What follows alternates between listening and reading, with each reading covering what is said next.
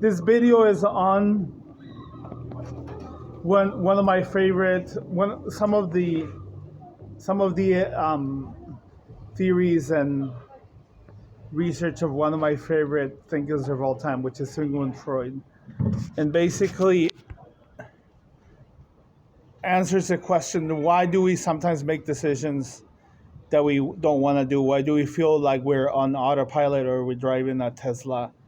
And whenever we're trying to navigate through life, we end up in place doing the same thing over and over again. And this is really a topic that has a lot to do with the unconscious, the unconscious and the unconscious mind. When we are childs, our inner child, for whatever reason, gets really hurt, or it could not necessarily be mean that it's hurt. It means like it lacks something, or it was provided more of something, and then we start developing a way of making decisions that has to do with unnourished needs that we didn't get as a child, or traumas, or entitlement that we got. But at the unconscious level, our psyche is affected, and then when we grow up, we just end up training.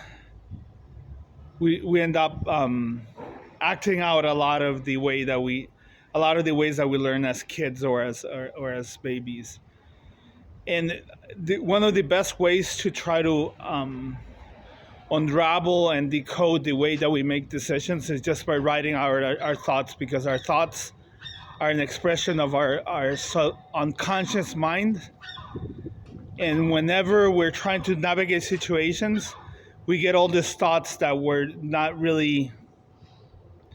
sometimes not really helping us determine, have our unbiased assessment of a situation. So this is why we need to kind of study ourselves in a lab and an experiment, and constantly test ourselves to see how we react to certain situations. I hope this makes sense. So, for example, in my particular case, both my home countries are Costa Rica and the United States, and there's just a lot of baggage associated with those two places. So being here in Britain and in Europe gives me a clean slate in order to navigate a lot of the processes that have encountered in my life and how to solve them, because it just it takes away the emotional factor in order to see at the situation much more clearly, if this makes sense.